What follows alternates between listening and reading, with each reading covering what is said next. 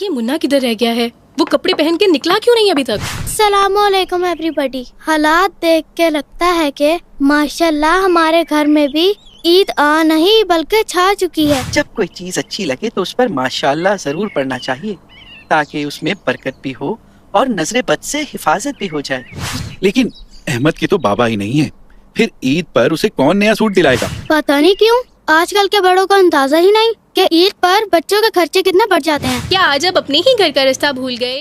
अल्लाहुम्मा लकल हम्दु अंता कसौतनीही अस्अलुका मिन खैरिही व खैरी मा सुनी अलहु व औज़ु बिका मिन शर्रिही व शर्रि मा सुनी अलहु।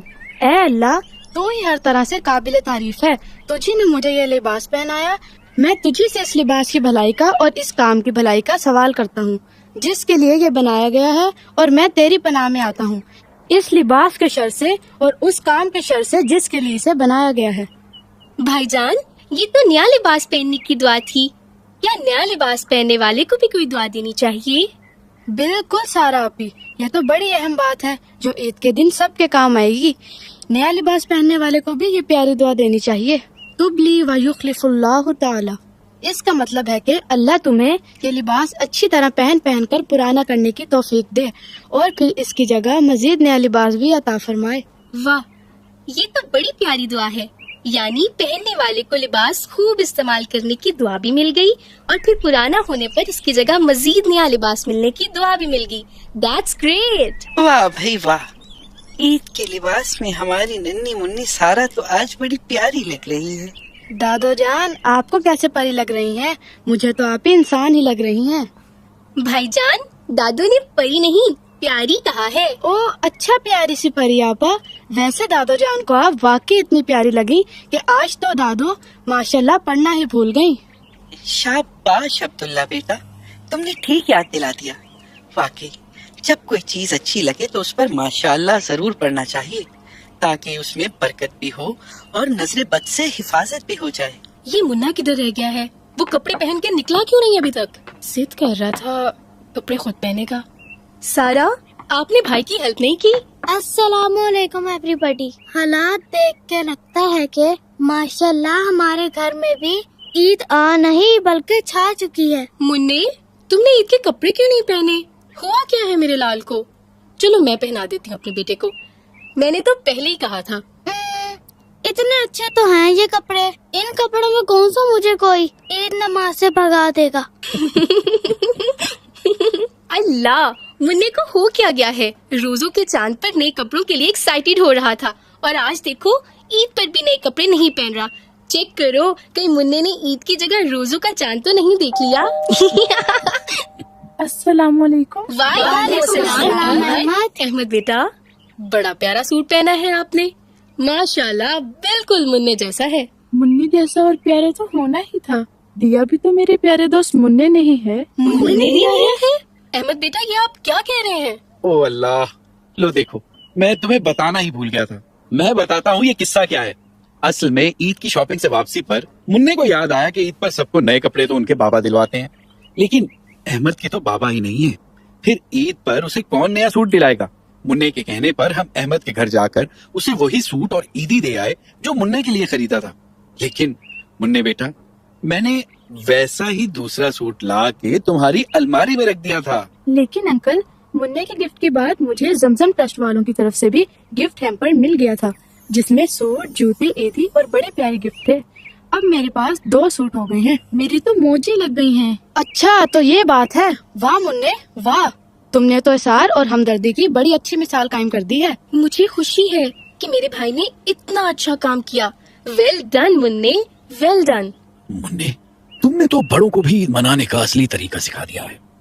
सोचने की बात तो ये है कि एक मुसलमान की वो ईद कैसे हो सकती है जिसकी खुशियों में मुस्तहिक लोग, दोस्त, रिश्तेदार और हमसाए शामिल ना हो।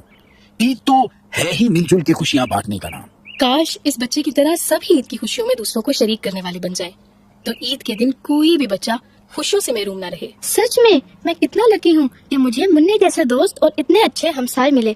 आज ईद है तो मुझे मेरे बाबा बहुत याद आ रहे हैं। अल्लाह मेरे बाबा को जन्नत में खुश रखे। सोचता हूँ कि आज जब सब अपने अपने बाबा के साथ ईद के लिए जाएंगे तो मैं किसके साथ घूमने निकलूंगा। अच्छा कोई बात नहीं, میں دنیا میں عید پر بابا سے نہیں مل سکتا تو انشاءاللہ جنت میں تو اپنے بابا سے مل ہی لوں گا. وہاں میں اپنے بابا سے بہت پیار کروں گا. یہ بھی نہیں پوچھوں گا کہ بابا مجھے اکیلا چھوڑ کے کیوں چلے گئے تھے. آنسو پوچھ لو بہادر بیٹے, خوشی کے موقع پر روتے نہیں. اگر ہمارا منا بچہ ہو کر ایسا اظہار کر سکتا ہے تو ہم بڑے اس پر کیوں نہیں توجہ دے سکتے.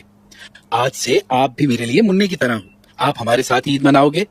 انشاءاللہ جیسی پرورش مننے کی ہوگی ویسی ہی آپ کی ہوگی.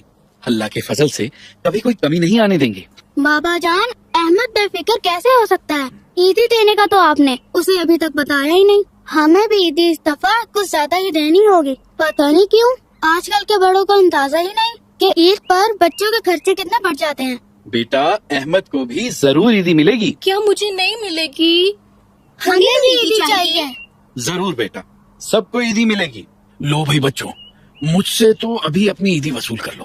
ابھی تو مما اور دادو سے بھی عیدی لینی ہے. کیوں نہیں بیٹا, میری اور دادو کی طرف سے بھی احمد سمیت سب کو عیدی ملے گی انشاءاللہ.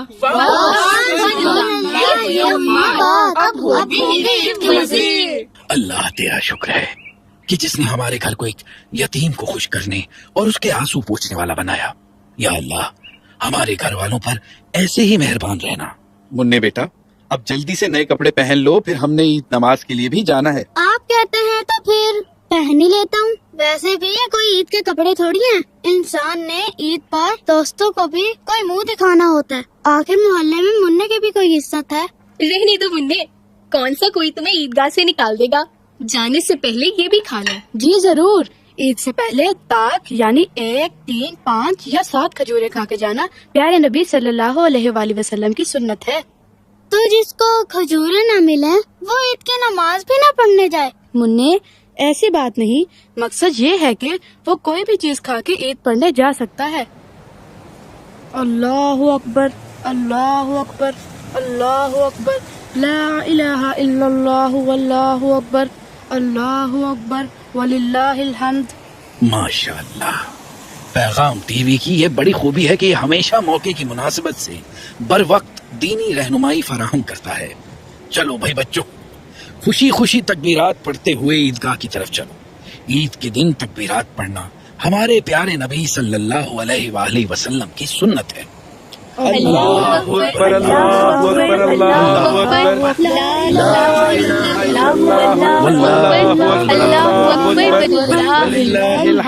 اور یہ بھی یاد رکھنا کہ شیطان آپ کو بہکانے کے لیے آزاد ہو چکا ہے, لیکن آپ نے رمضان میں تلاوت, تراویح, نماز اور ذکر کے ذریعے اپنا ایمان جتنا مضبوط کر لیا ہے اتنا ہی شیطان کمزور اور ذلیل ہو چکا ہے. دیکھو اب پھر سے اپنا ایمان کمزور کر کے شیطان کو طاقتور نہ کر لینا.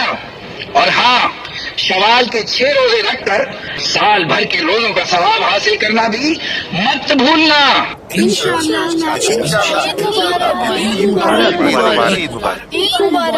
اہل اسلام کو عید مبارک. تقبل اللہ منا و منکم. یہ کون سی دعا ہے؟ مننے یہ عید ملنے کی بڑی خوبصورت دعا ہے. صحابہ کرام عید کے روز ایک دوسرے کو یہی دعا دیتے تھے. بابا جان اس طرف, کیا آج اب اپنے ہی گھر کا رستہ بھول گئے؟ سارے یہ تو ہمارے پیارے نبی کریم صلی اللہ علیہ وآلہ وسلم کا مبارک فرمان ہے کہ عید پڑھ کر گھر واپس جاتے ہوئے راستہ بدل کے جانا چاہیے. دادا جان کیا عید ختم ہو گئی؟ بس اتنی سی عید ہوتی ہے کیا؟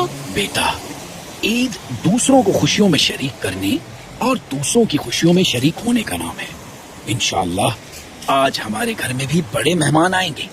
ہم بھی رشتہ داروں اور دوستوں کے ہاں جائیں گے اور پھر ہم سیر کرنے بھی جائیں گے. واہ, پھر تو آج واقعی عید کا مزہ آ جائے گا. بالکل, لیکن یہ بھی یاد رکھنا ہے کہ عید کی خوشیوں میں شیطان کو شامل نہیں کرنا. شیطان سے ہمارا مقابلہ جاری رہے گا انشاءاللہ.